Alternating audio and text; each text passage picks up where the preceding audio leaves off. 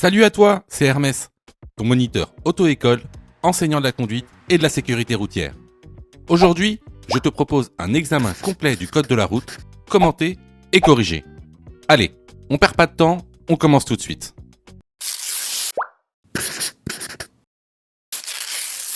Question numéro 1. Je dois céder la priorité à droite à la prochaine intersection. Oui, réponse A.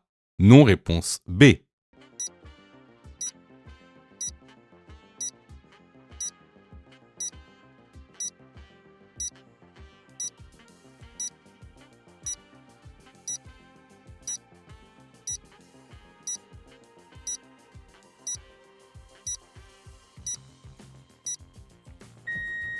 Alors, encore une fois, les questions de priorité à droite, à coup sûr, tu auras cette question lors de l'examen officiel du code de la route. C'est une question récurrente qui tombe souvent. Et parfois même, il y a plusieurs questions de priorité à droite dans un même test officiel. Parfois 2, parfois 3, parfois même 4. Alors, comme c'est une question qui est importante, on va tout voir sur la priorité à droite. Comme ça, tu sauras tout sur cette notion. Alors, 2 cas va se présenter à toi. Le cas où tu devras la priorité à droite et le cas où c'est toi qui auras la priorité sur les véhicules venant de droite. Alors, tout d'abord, parlons des cas où tu devras céder la priorité à droite. Le premier cas, c'est quand tu abordes une intersection sans aucune signalisation. Il y a zéro signalisation. Donc, s'il n'y a pas de signalisation, c'est le véhicule qui est à ta droite qui est au prioritaire et tu devras donc lui céder la priorité à droite. Le deuxième cas, c'est s'il y a ce panneau. Ce fameux panneau, ce panneau indique que tu dois céder la priorité au véhicule venant de droite.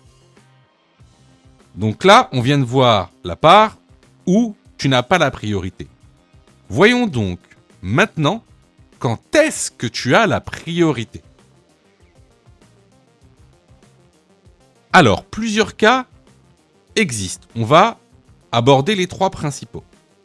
Alors, tout d'abord, si tu rencontres ce panneau t'indique que c'est toi qui es au prioritaire seulement à la prochaine intersection. Ensuite, si tu rencontres ce panneau, c'est un panneau de priorité qui t'indique que tu es prioritaire à toutes les intersections que tu vas rencontrer. Et ensuite, il y a un troisième cas très important et que vous oubliez souvent. Le troisième cas où tu es prioritaire, c'est le cas où un véhicule sort d'une voie privée. Alors, une voie privée, c'est un appartement, c'est une maison, c'est un immeuble, c'est le parking d'un centre commercial, c'est un commerce. Voilà. Si un véhicule sort d'une voie privée, tu n'as pas à lui céder la priorité, même s'il vient de droite. Pourquoi ? Parce qu'il n'est pas dans la rue, il est dans un endroit privé. Et en général, comment savoir qu'un véhicule sort d'une voie privée ? En regardant le trottoir. S'il y a un bateau, ça c'est ce qu'on appelle un bateau, c'est-à-dire un affaissement de trottoir. Alors on appelle ça un bateau parce que ça a la forme d'un bateau vu de profil. Si tu vois qu'il y a un bateau sur le trottoir, ça veut dire que c'est une voie privée et donc tu n'as pas à céder le passage à un véhicule qui sort d'une voie privée. Alors, vu que c'est une question importante, on va faire aussi un petit récapitulatif. Tout d'abord, les cas où tu dois céder la priorité. Tu dois céder la priorité si tu abordes une intersection sans aucune signalisation ou alors si tu as le panneau priorité à droite. Concernant les cas où tu as la priorité, on a 3 cas. Tout d'abord, le cas où si tu vois ce panneau qui t'indique que tu es prioritaire à la prochaine intersection, si tu rencontres ce panneau qui indique que tu es prioritaire à toutes les intersections que tu vas rencontrer, ou alors si un véhicule sort d'une voie privée. Donc ici, pour répondre à la question, je dois céder la priorité à droite à la prochaine intersection. Bah oui, pourquoi ? Bah tout simplement parce que on a le panneau priorité à droite. Donc ici, la bonne réponse est la réponse A. Question numéro 2. Je peux utiliser les feux. Réponse A, de brouillard. Réponse B, de croisement. Réponse C, de position seule.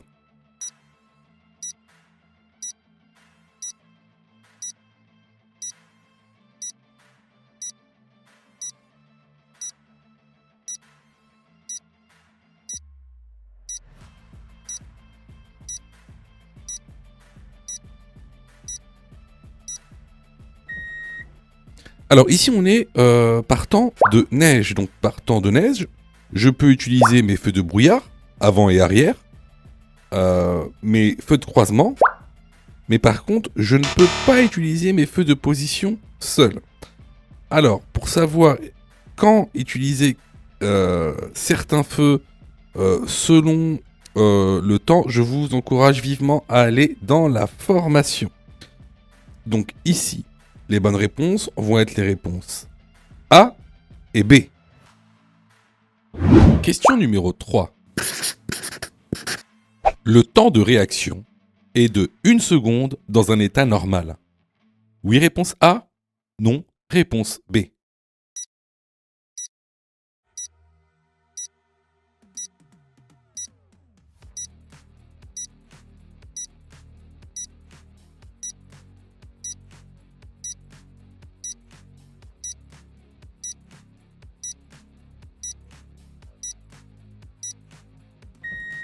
Alors, qu'est-ce que le temps de réaction ?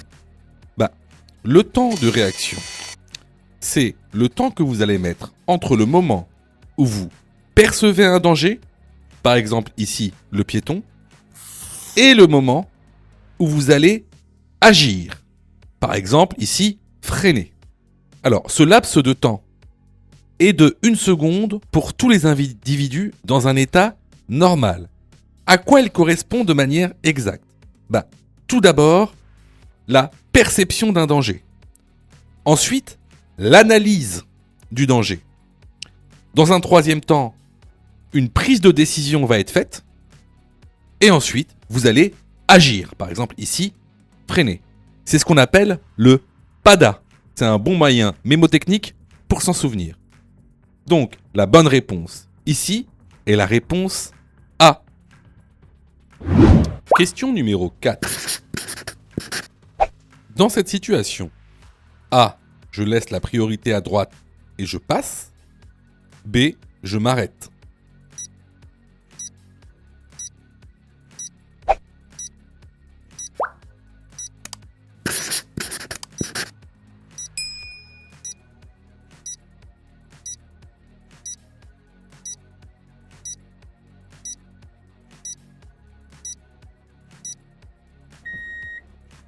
Alors, on va regarder la vidéo encore une fois, et regardez.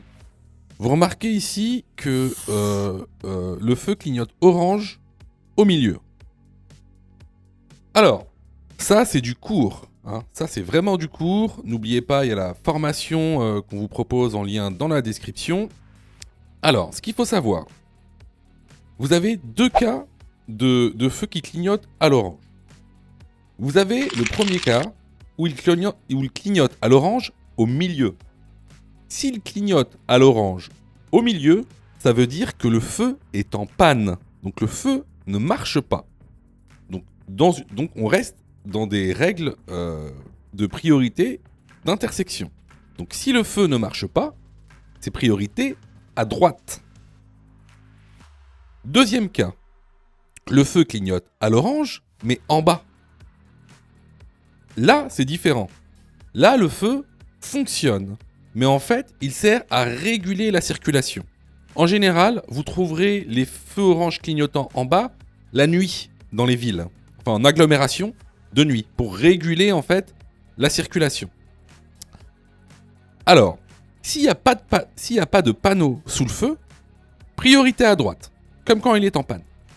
Par contre, souvent, quand ce sont des feux de régulation, donc avec le feu orange qui clignote, en bas, il y a des panneaux sous le feu, notamment des panneaux de priorité.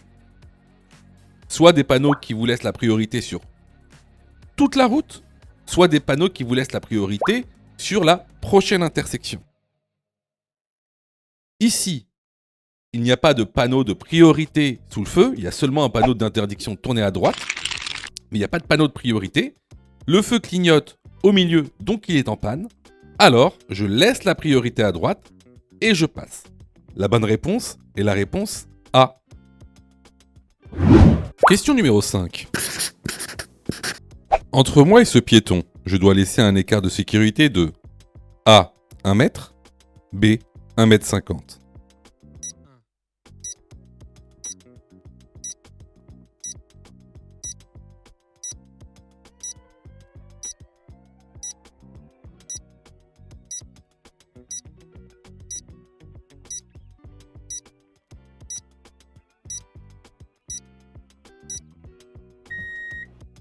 Alors, la règle avec les piétons est la même qu'avec les vélos et la même qu'avec les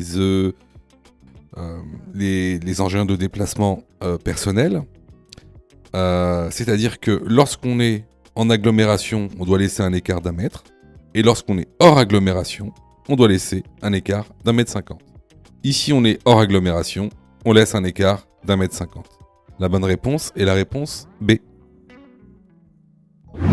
Question numéro 6. Une femme enceinte, réponse A, est dans l'obligation de porter sa ceinture de sécurité. Réponse B, est autorisée à retirer sa ceinture de sécurité.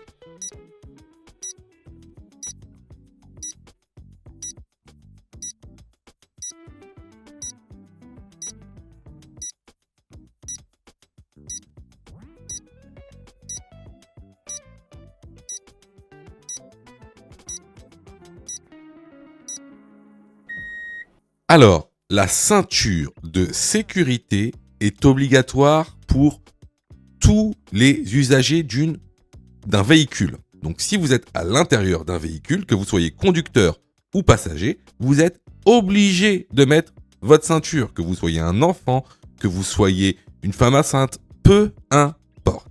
Alors, effectivement, il faut savoir qu'il y a des dérogations. Mais ça, ce sont des cas vraiment particuliers. Il y a des dérogations préfectorales. Il faut passer devant un médecin agréé par la préfecture pour pouvoir justement avoir ces dérogations. Mais dans le cas général, la loi dit que la ceinture de sécurité est obligatoire pour tous. Donc ici, la bonne réponse est la réponse A. Question numéro 7. Dans cette situation, réponse A, je ralentis. Réponse B, je maintiens l'allure.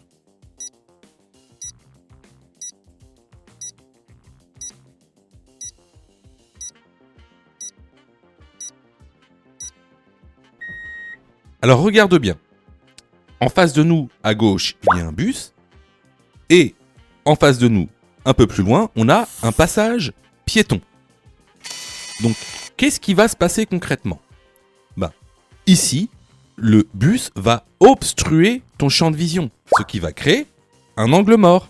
Et sur cet angle mort, il est possible qu'un piéton veuille traverser la rue, et ce piéton, pour l'instant, tu ne le vois pas.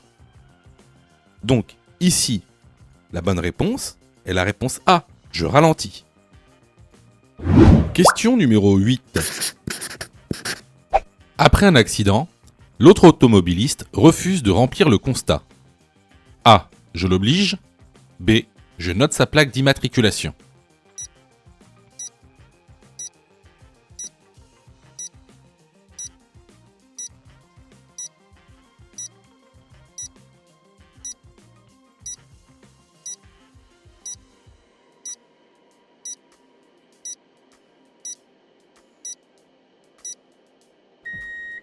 Alors, pour information, un constat se présente comme suit. Il y a une page de garde, qui est bleue. Ensuite, il y a un recto et un verso. Alors, dans le recto, c'est surtout des cases qui sont pré-remplies. Donc avec le numéro d'assurance, les noms, le numéro aussi du permis de conduire. Et au verso, il y a plusieurs informations, notamment on peut mettre des observations et des remarques. Et la page qui est en verso nous concerne nous. D'accord ? Ce n'est pas à l'autre automobiliste de la remplir. Alors, lorsque je fais un accident avec un autre automobiliste, l'autre automobiliste n'est pas obligé de remplir le constat. Il peut refuser. Cependant, vous, ce que vous pouvez faire, c'est justement en verso, noter sa plaque d'immatriculation et noter qu'il refuse de remplir le constat. Autre chose, sachez également que ce sont des constats uniformisés qui sont valables dans toute l'Union européenne. Comme vous pouvez le voir en page de garde, il y a bien marqué constat européen d'accident. Donc, peu importe dans quel pays vous soyez lorsque vous faites votre accident, en tout cas en Union européenne, vous pouvez remplir le constat français. Si vous faites un accident en Allemagne, vous pouvez remplir le constat français en langue française. D'ailleurs, regardez, ce sont exactement les mêmes. Par exemple, là, ici, j'ai un constat allemand. Ce sont exactement les mêmes. Donc ça, c'est quelque chose qui est bon à savoir, surtout lorsqu'on voyage. Donc ici, la bonne réponse est la réponse B. Question numéro 9. Je cède le passage aux piétons. Oui, réponse A. Non, réponse B.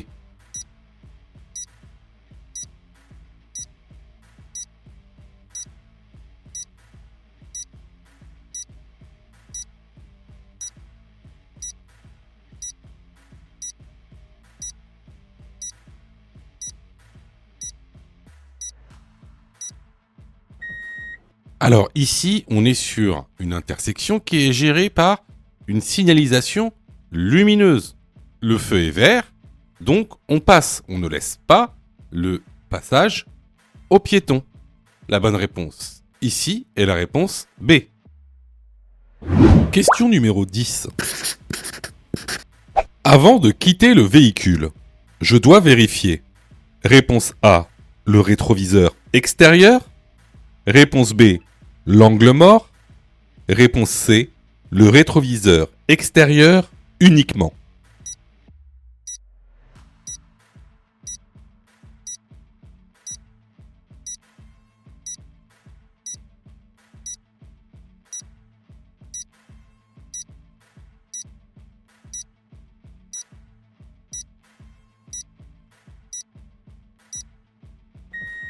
Alors, avant de quitter ton véhicule, tu dois tout d'abord vérifier ton rétroviseur intérieur pour savoir si une personne qui est garée derrière toi souhaite également quitter son stationnement. Ensuite, tu dois vérifier ton rétroviseur extérieur. Et enfin, tu dois vérifier l'angle mort. À savoir également qu'une ouverture intempestive de portière est punie par une contravention de première classe et tu seras responsable en cas de dommages matériels et corporels. Donc, ici, les bonnes réponses vont être les réponses A et B. Question numéro 11. Ma visibilité est réduite. Le virage constitue un danger potentiel. Oui, réponse A. Non, réponse B.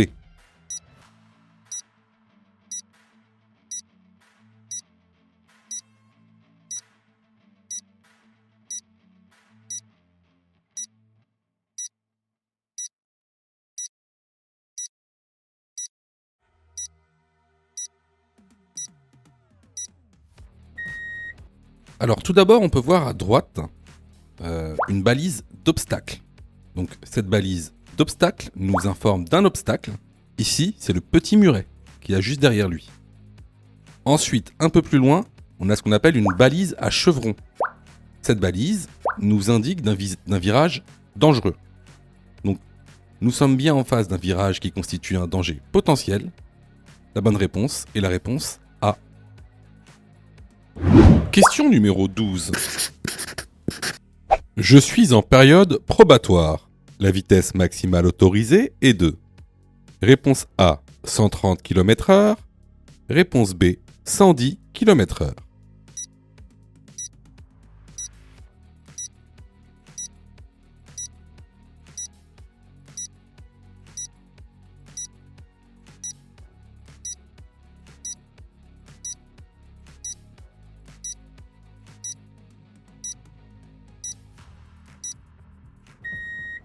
Alors ici, comme les panneaux le montrent, on est sur autoroute.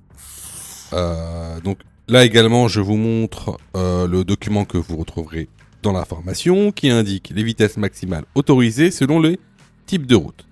Comme tu le vois, la vitesse maximale autorisée en période probatoire sur autoroute est de 110 km/h. La bonne réponse ici est la réponse B. Question numéro 13. Pour réduire la pollution, je me déplace avec réponse A, un vélo. Réponse B, une trottinette électrique. Réponse C, une moto à moteur thermique.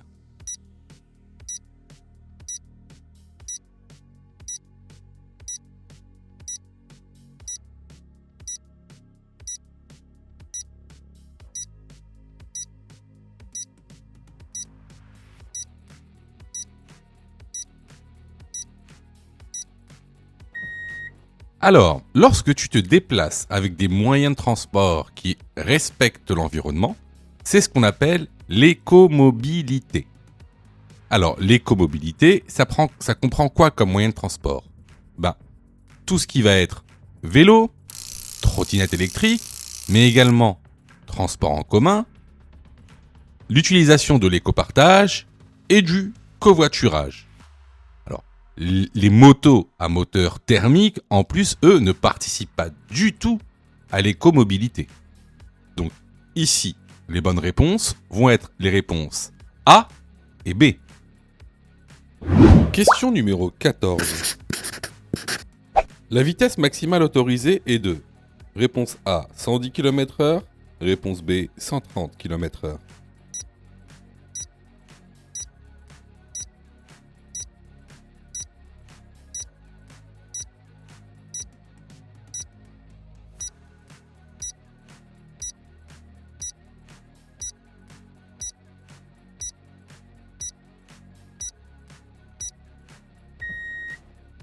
Alors, encore une fois, ici, c'est une question de cours. J'ai pas mal insisté sur les questions des vitesses maximales autorisées sur ce test, parce que c'est des questions qui sont très, très, très récurrentes le jour de l'examen. Alors, ici, on est sur autoroute, comme vous le voyez sur la pancarte sur fond bleu qui est à droite. On va reprendre donc le tableau des vitesses maximales autorisées.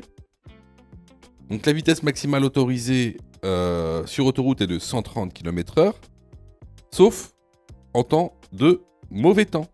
Donc, quand il y a un mauvais temps, la vitesse maximale autorisée est réduite à 110 km/h. La bonne réponse est la réponse A. Question numéro 15. Je peux m'arrêter au niveau de la station de bus. Oui, réponse A. Non, réponse B.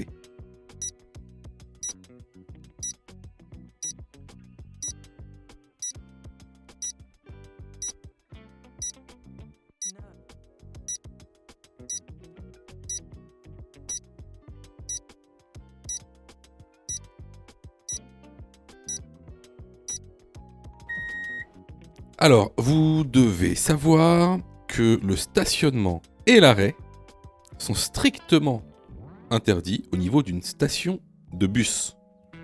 Donc, la bonne réponse est la réponse B. Question numéro 16. À 70 km/h, la distance d'arrêt est de réponse A, 49 mètres, réponse B, 80 mètres.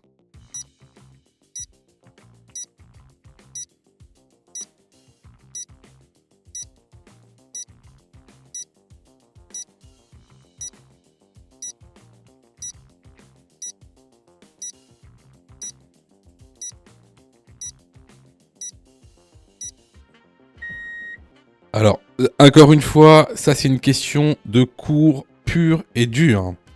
Donc n'oubliez pas, il y a 4 distances à connaître, à savoir calculer. Distance de sécurité, distance d'arrêt, distance de freinage, distance parcourue durant le temps de réaction. Ça, c'est vraiment les 4 distances que vous devez savoir calculer. Donc vous trouverez ça dans l'information en détail. Ici on parle donc de la distance d'arrêt. Donc déjà c'est quoi la distance d'arrêt, c'est quoi? C'est la distance parcourue pendant le temps de réaction et la distance de freinage. Donc c'est temps de réaction plus distance de freinage. Alors comment on la calcule? On la calcule très simplement. En fait, c'est en multipliant le chiffre des dizaines par lui-même. Par exemple, ici, on roule à 70 km/h. Donc, le chiffre des dizaines, c'est 7. Donc, on multiplie 7 par lui-même. Donc, 7. Donc, ici, 7 fois 7, 49. Donc, la distance d'arrêt à 70 km/h est de 49 mètres. La bonne réponse est la réponse A. Sais-tu que Mon Code de la route est aussi une plateforme pédagogique qui te permet de passer ton examen du code à partir de seulement 9,90 €. Et on a même conçu, spécialement pour toi, un programme qui te permet d'obtenir ton code en un temps record. C'est le programme Mon Code en 10 jours. Avec un calendrier de révision personnalisé, un contenu pédagogique par thème conforme à la nouvelle réforme, des nombreux tests d'examen blanc issus de l'examen officiel, accessible sur smartphone, tablette et PC durant 1 an et en accès illimité. Et surtout, cette formation est 100% remboursée en cas d'échec à l'examen. Alors, si tu souhaites obtenir ton code du premier coup sans te ruiner et sans risque, rejoins notre programme en cliquant sur le lien en description de la vidéo. Pour ça, tu as juste à cliquer sur le lien en description et à choisir ta formule. Question numéro 17. La fatigue est responsable de 1/3 des accidents mortels sur autoroute. Oui, réponse A. Non, réponse B.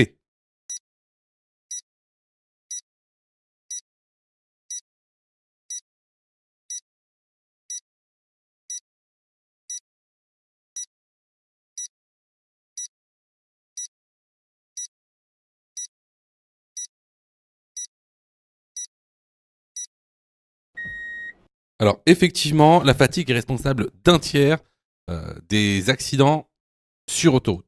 Le risque d'avoir un accident dans un état de fatigue est multiplié par 3 ou 4. Ici, la bonne réponse est la réponse A. Question numéro 18. Le véhicule est bien garé. Oui, réponse A. Non, réponse B.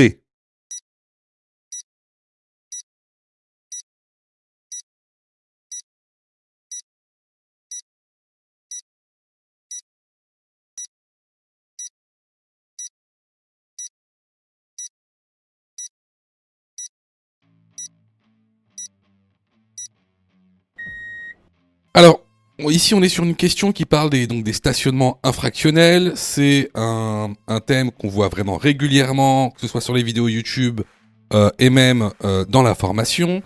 Donc comme vous le savez, il y a plusieurs types de stationnement infractionnels.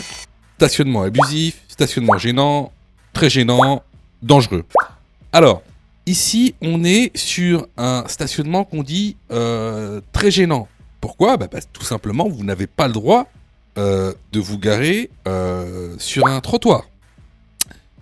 Au-delà de ça, il faut aussi savoir que vous n'avez pas le droit de vous garer à moins de 5 mètres en amont d'un passage piéton dans votre sens de circulation. Qu'est-ce que ça veut dire ?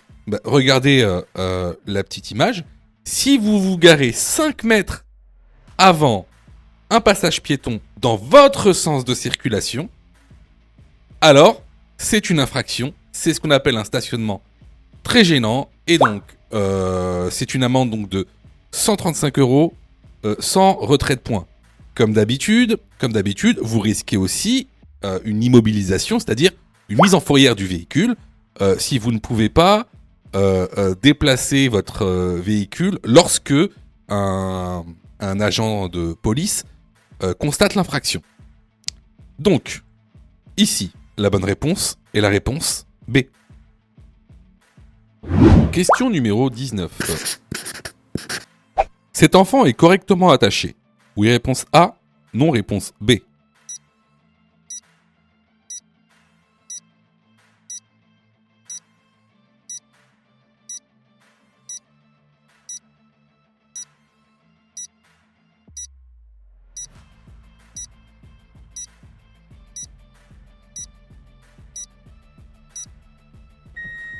Alors oui, ici l'enfant est correctement attaché.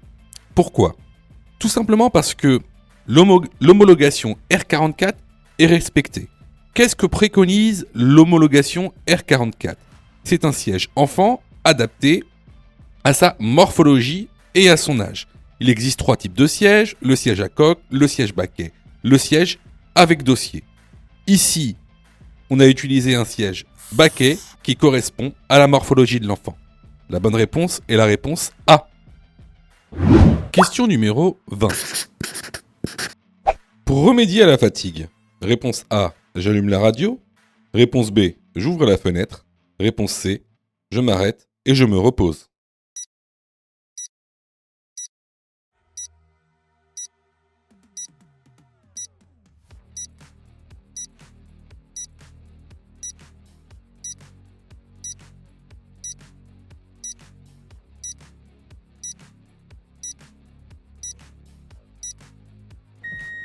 Alors bien sûr, on a tous nos petits trucs pour pouvoir remédier à la fatigue.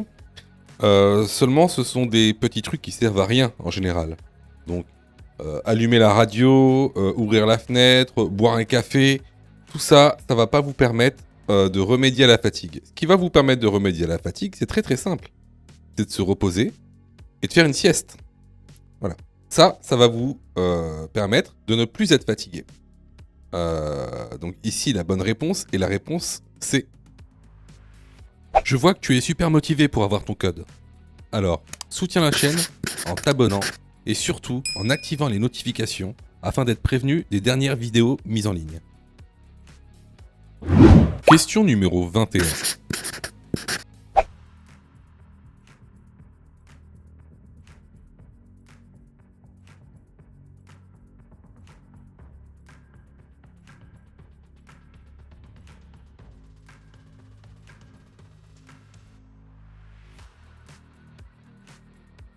Cette voiture va A. Tourner à gauche, B. S'arrêter en double fil, C. Se garer.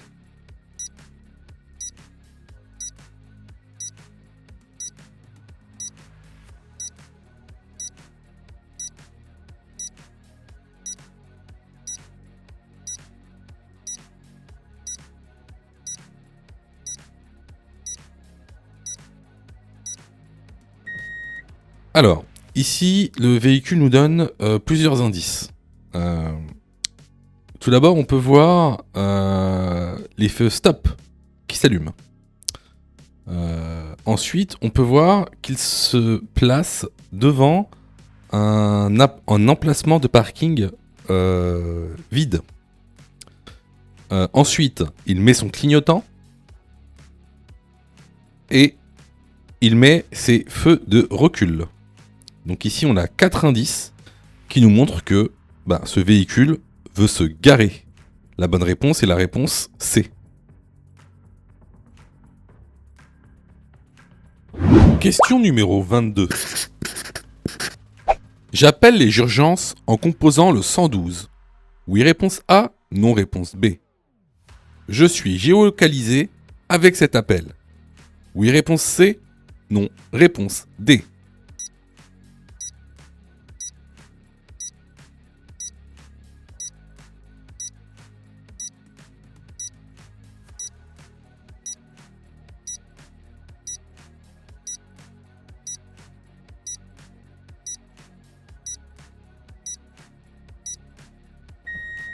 Alors, en fait, le 112, c'est un numéro d'urgence européen. Donc il est valable partout en Union européenne. Il est gratuit et en plus de ça, lorsque vous appelez le 112, vous êtes directement géolocalisé. Donc les bonnes réponses ici vont être les réponses A et C. Question numéro 23. Pour entrer dans ce tunnel, je suis dans l'obligation d'allumer mes feux. Oui, réponse A. Non, réponse B.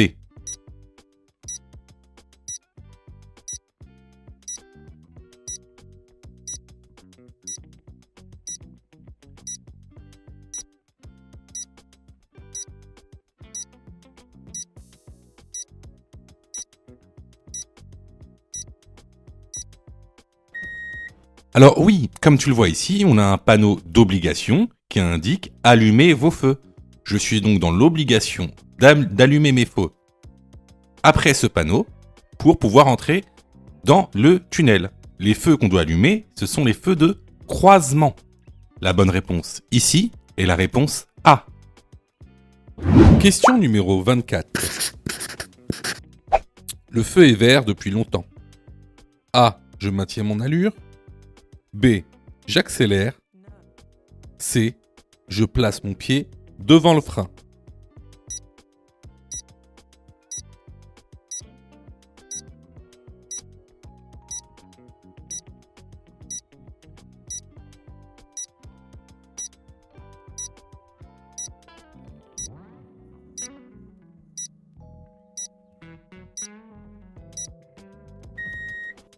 Alors, ici, on nous dit que le feu est vert depuis longtemps.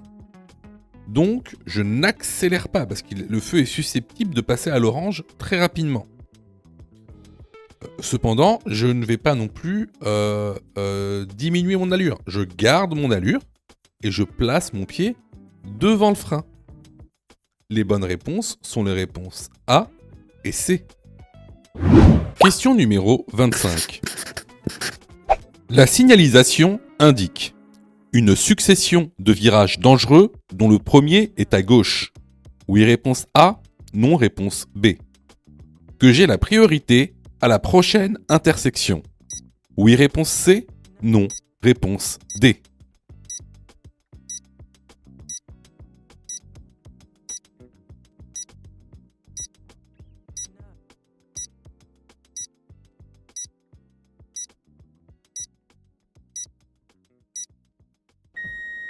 Alors ici, question super intéressante. Alors déjà, on a ce panneau. Que veut dire ce panneau ? C'est un panneau de danger qui nous avertit d'une succession de virages dangereux dont le premier est à gauche, comme le montre le petit dessin. Alors, il y a le pendant de ce panneau qui indique une succession de virages dangereux dont le premier est à droite, comme le montre le petit dessin. Vous voyez, le virage commence à droite. Ensuite, la signalisation indique que j'ai la priorité à la prochaine intersection. Oui, ce panneau est un panneau de priorité qui indique que j'ai la priorité à la prochaine intersection. Au-delà de ça, regardez bien, les panneaux, il y a un panneau au-dessus de l'autre. Donc le panneau de virage dangereux est au-dessus du panneau de priorité d'intersection. Et ça a une signification. C'est pas là par hasard. Je sais que beaucoup d'entre vous, là, se posent des questions, se disent, mais qu'est-ce qu'il raconte ? En fait, il y a des ordres de préséance. C'est-à-dire que lorsqu'un panneau est au-dessus de l'autre, qu'est-ce que ça veut dire ? Ça veut dire que le panneau du bas concerne le panneau du haut. Ce qu'on appelle un ordre de préséance. Et là, qu'est-ce que ça veut dire exactement dans cette situation ? Ça veut dire que vous serez prioritaire à la prochaine intersection qui se trouvera dans la zone de virage dangereux. C'est ça que ça veut dire. Pour en revenir à la question, la signalisation indique une succession de virages dangereux dont le premier est à gauche, la bonne réponse est la réponse A, que j'ai la priorité à la prochaine intersection, la bonne réponse est la réponse C. Question numéro 26. Le clignotant est en panne lorsque le son est accéléré. Oui, réponse A, non, réponse B.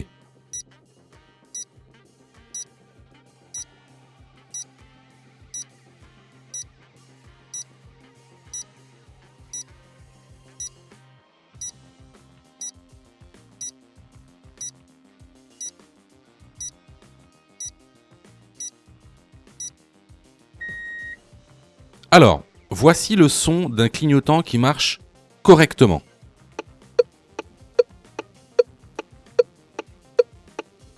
Et maintenant, voici le son d'un clignotant en panne.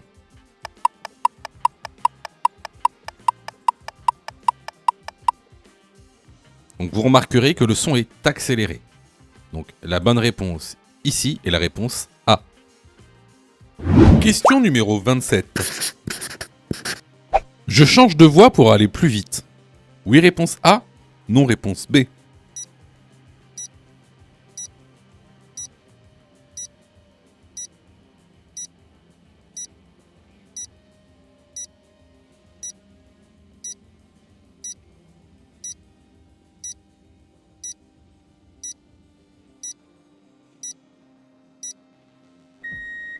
Alors là, vous pouvez voir que la circulation est fortement ralentie, il y a des voitures devant, il y a des voitures derrière.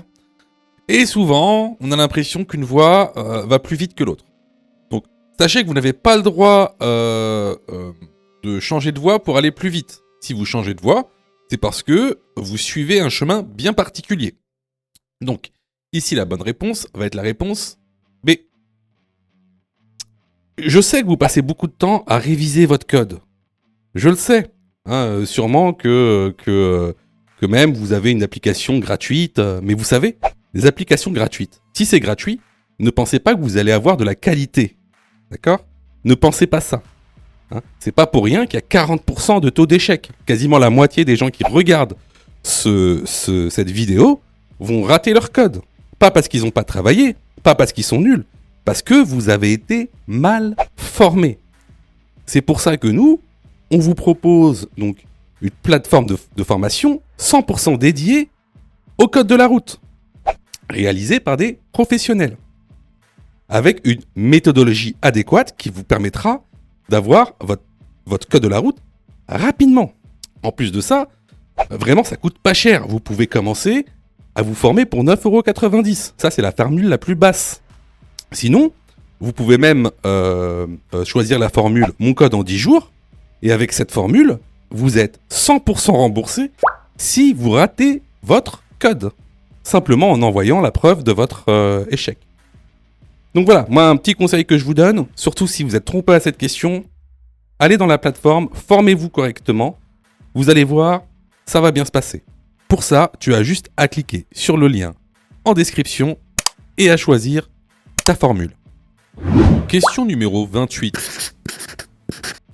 Ce véhicule sort d'une voie privée. J'ai la priorité sur le véhicule. Oui, réponse A. Non, réponse B.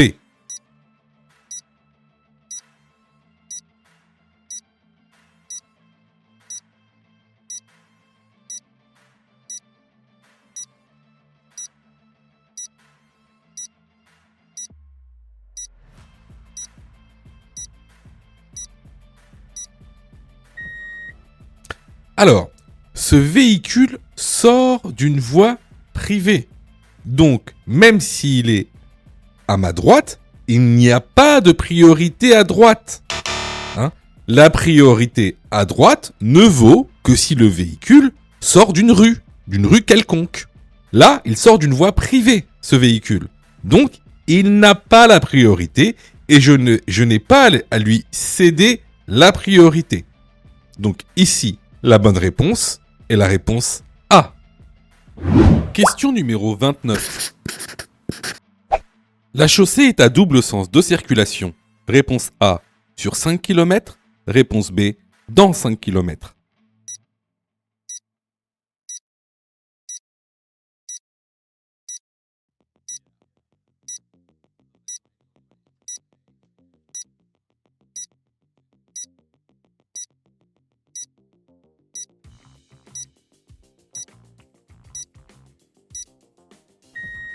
Alors ici, on a un panneau donc d'indication jaune. Donc panneau d'indication jaune, donc panneau temporaire. Ici, ce panneau indique que on est sur une chaussée à double sens de circulation avec une flèche vers le haut, une flèche vers le bas. Ce panneau est accompagné d'un panonceau qui vient préciser le panneau du haut. Donc sur ce petit panonceau, il est indiqué que la chaussée sera à double sens sur 5 km. Donc la bonne réponse ici est la réponse A. Question numéro 30. Dans cette situation, réponse A, je ralentis. Réponse B, j'accélère.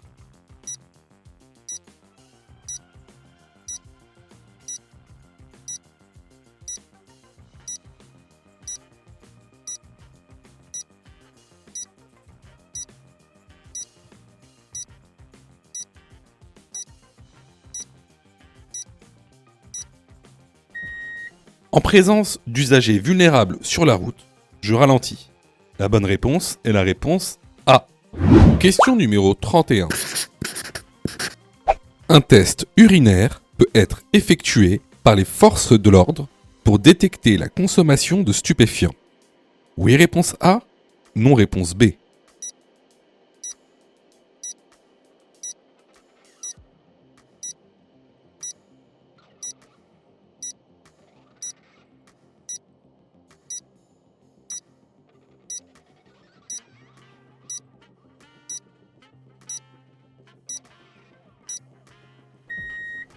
Alors, avant de répondre à la question, c'est quoi un stupéfiant? Ça a l'air facile comme ça, mais en fait, c'est beaucoup plus compliqué que ça en a l'air. Alors, il faut que tu saches que les stupéfiants sont classés en 4 catégories. Tout d'abord, les substances cannabinoïdes, ou appelées aussi THC. En général, ces substances sont faites avec des feuilles de chanvre. Vous avez également les substances qu'on dit opiacées. Alors, les opiacés, c'est fait avec des graines de pavot. Ensuite, on a les substances cocaïniques, en général la cocaïne, qui sont faites, elles, avec des feuilles de coca. Et en dernier lieu, on a les stupéfiants, qui sont des drogues de synthèse, qu'on appelle les amphétamines. Alors, effectivement, les forces de l'ordre peuvent, selon certaines conditions, effectuer un test urinaire pour savoir si vous avez consommé des stupéfiants ou non. Alors, ce test se présente comme cette languette blanche que vous voyez, donc avec tout à gauche THC, ensuite morphine, ça c'est pour tout ce qui est opiacé, coke pour cocaïne, et tout à droite AMP pour amphétamine. Si le test est négatif, alors il y aura 2 traits rouges. Si le test est positif, il y aura un seul trait rouge. Donc, ici, la bonne réponse est la réponse A. Question numéro 32. Je fais descendre les enfants du côté trottoir. Oui, réponse A. Non, réponse B.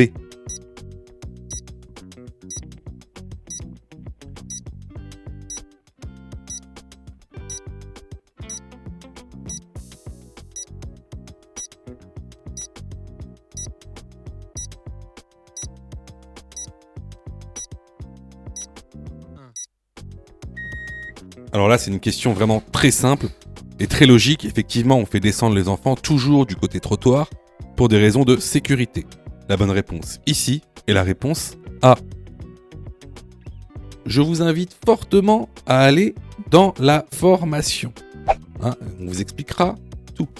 Clairement, si tu as répondu faux à cette question, ça montre Alors, ça montre pas que t'as pas révisé. Je suis sûr que t'as passé beaucoup de temps à réviser, à faire des séries, mais ça montre que t'as pas les notions essentielles. Voilà. Que t'as été mal formé. Alors, je sais pas où tu as été formé, mais en tout cas, t'as été mal formé, parce que c'est une question de base. C'est vraiment une notion de base. Et puis, c'est bête de pas vouloir te former, parce que, par exemple, nous, on a mis en place une plateforme où tu peux te former à partir de 9,90 €. 9,90 € pour être formé correctement. En plus, si tu choisis de prendre la formule Mon code en 10 jours pour avoir ton code plus rapidement, bah, t'es remboursé à 100% si tu échoues à ton examen. Juste en montrant ta preuve d'échec. Voilà. Donc, bah écoutez, moi je vous conseille vivement de vous former, sachant que vous savez, ça coûte pas cher. Et en plus, si vous n'êtes pas prêt à mettre 9 € ou 40 € pour vous former correctement au code de la route, sachez que juste après, c'est le permis de conduire, c'est la conduite. C'est-à-dire que le permis de conduire coûte en moyenne 2000 € à peu près. C'est 37 heures en moyenne d'heures de conduite pour obtenir son permis en France. À peu près 2000 €, quoi, un peu moins. C'est 1800 €. Donc, si t'as pas 40 € ou 10 € pour te former au code de la route, ça va être compliqué de passer ta conduite et donc ton permis de conduire. Parce que là, ce sera 2000 €. Pour ça, tu as juste à cliquer sur le lien en description et à choisir ta formule. Question numéro 33. Ce témoin s'est allumé. Réponse A. Je m'arrête dès que possible. Réponse B. Je continue mon trajet.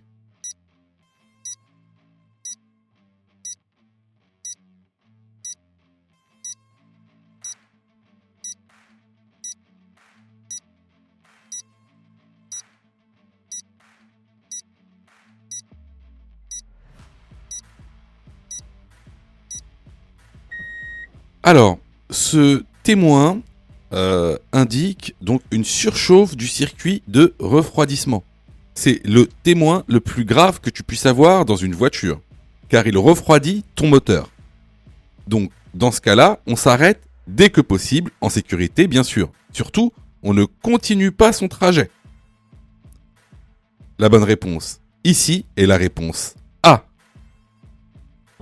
Question numéro 34. J'installe mon chien. Réponse A, à l'avant. Réponse B, à l'arrière.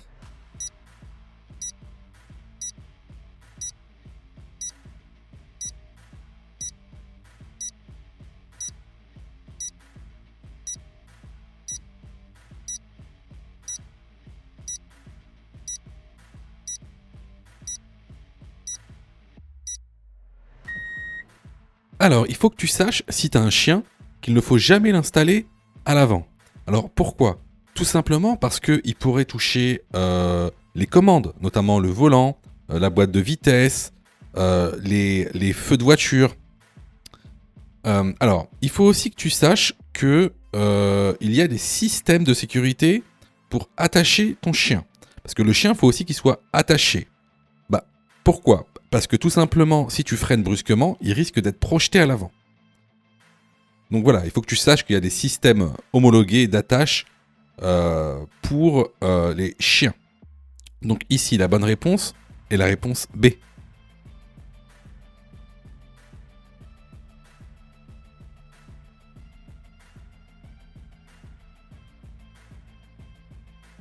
Question numéro 35. Pratiquer l'éco-conduite permet de, réponse A, réduire les risques d'accident, réponse B, réduire la pollution, réponse C, faire des économies.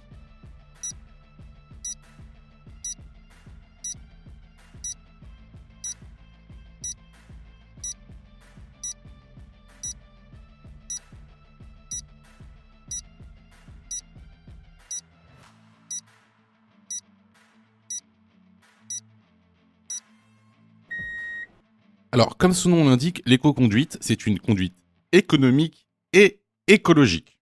Donc, elle permet donc de réduire la pollution et de faire des économies de carburant. Donc, elle ne va jamais vous permettre de réduire les risques d'accident. Donc, ici, les bonnes réponses sont les réponses B et C. Si tu aimes le contenu, alors prends quelques secondes pour liker la vidéo. C'est très important. Cela nous permet d'être mieux référencés et donc de te présenter encore plus de vidéos pour que tu puisses obtenir ton code le plus rapidement possible. Question numéro 36. Ces deux policiers me font signe. A. Je m'arrête. B. J'accélère.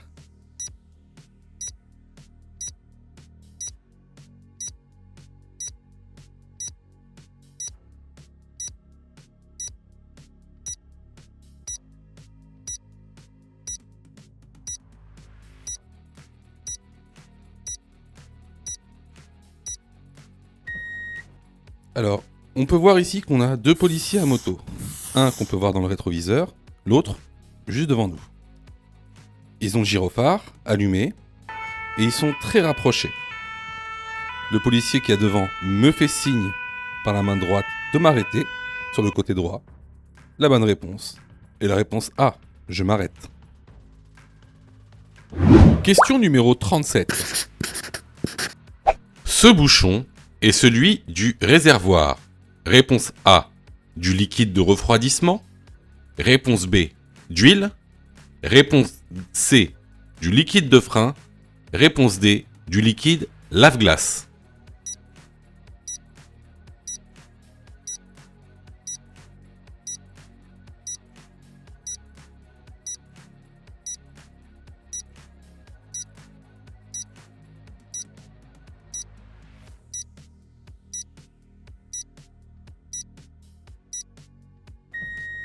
Alors ici, ce que vous voyez, c'est le bouchon du réservoir du liquide lave-glace.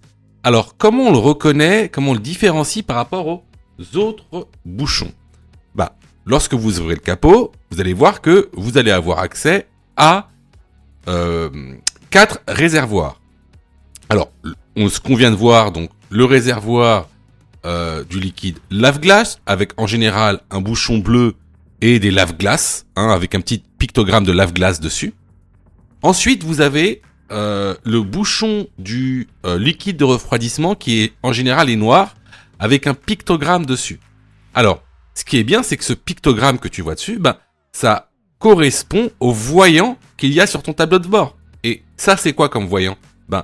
C'est le voyant qui indique que tu as un problème de refroidissement dans le véhicule. Ensuite, tu as le bouchon du liquide de frein. Le bouchon du liquide de frein, il est ici. En général, il est noir avec des pictogrammes jaunes. Et regardez ce qu'il y a comme pictogramme. Ce pictogramme, c'est quoi? C'est le voyant qui s'allume dans ton tableau de bord quand tu as un problème de liquide de frein, justement. Avec un point d'exclamation à l'intérieur pour dire qu'il y a un problème, tout simplement. Et enfin, tu as ici le bouchon du réservoir d'huile, d'accord? Et regarde le pictogramme qu'il y a dessus, c'est le voyant qui s'allume sur ton tableau de bord lorsque tu as un problème d'huile moteur. Donc c'est comme ça qu'on reconnaît quel bouchon appartient à quel liquide et quel réservoir. Donc ici, pour répondre à la question, la bonne réponse est la réponse D. Question numéro 38. Dans cette situation, réponse A, je m'arrête obligatoirement. Réponse B, je cède le passage.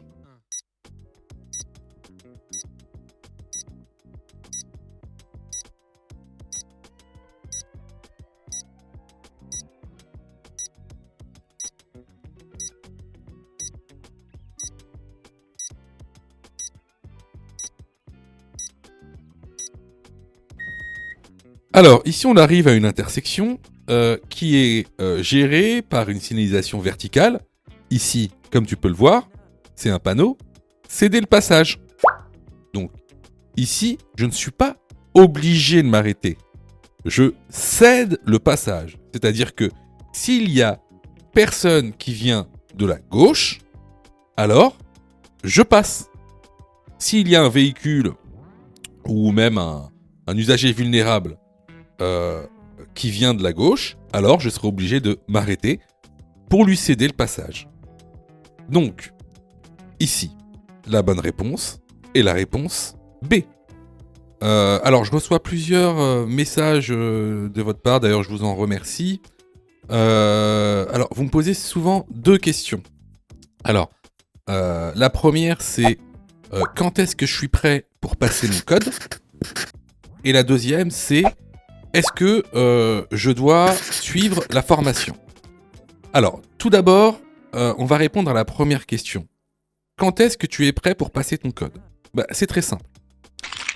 Si tu fais moins de 5 fautes sur les 5 dernières séries d'examens blancs que tu as fait, alors tu es prêt à passer le code de la route. Donc attention, hein, ça veut dire que il faut que sur les 5 dernières séries que tu as faites, de manière consécutive, il n'y a pas une seule série où tu as fait plus de 5 fautes.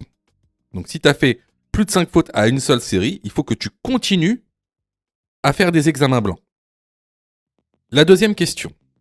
Est-ce que il serait mieux pour moi de prendre une formation?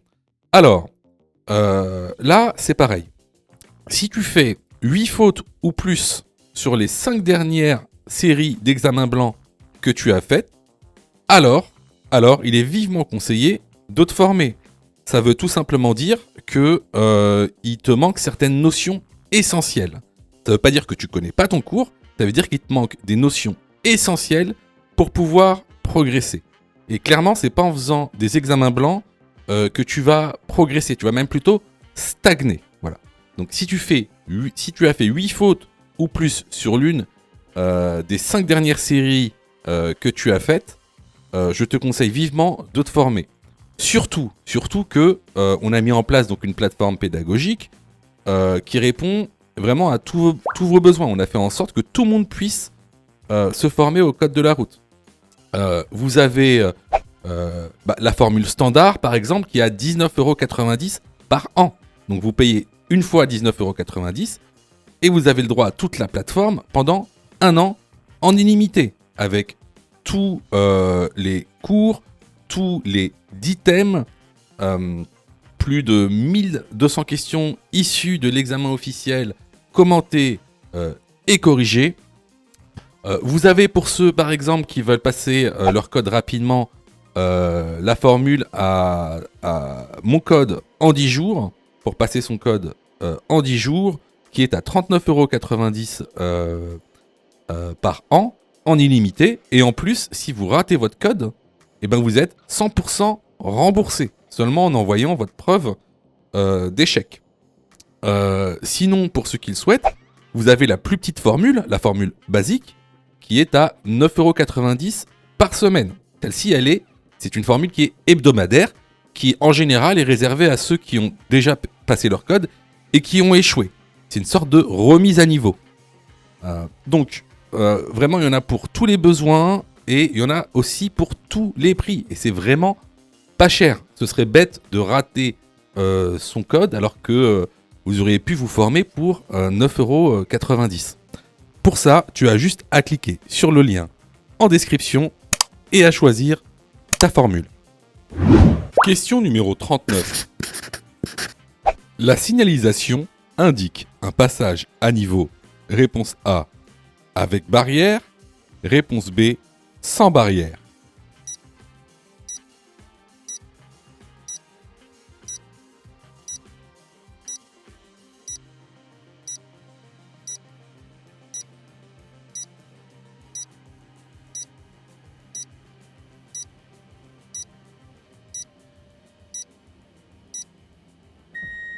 Alors, ça, c'est une question de cours vraiment basique.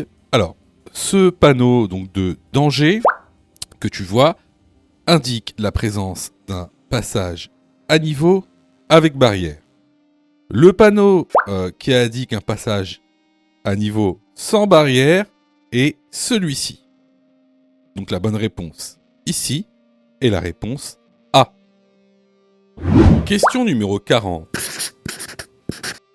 Je laisse le piéton passer. Oui, réponse A. Non, réponse B.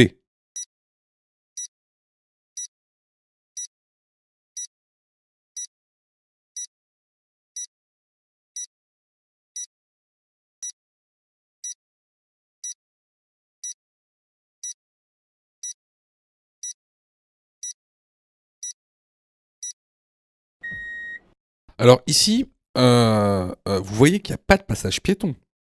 Il n'y a pas de passage piéton et le piéton n'est pas sur la voie. Donc, aucune raison de laisser passer le piéton. De plus, il y a un véhicule derrière. Vous voyez, dans le rétro, il y a un véhicule rouge. Ce véhicule rouge, peut-être qu'il n'a pas vu le piéton. Donc, qu'est-ce qui se passe?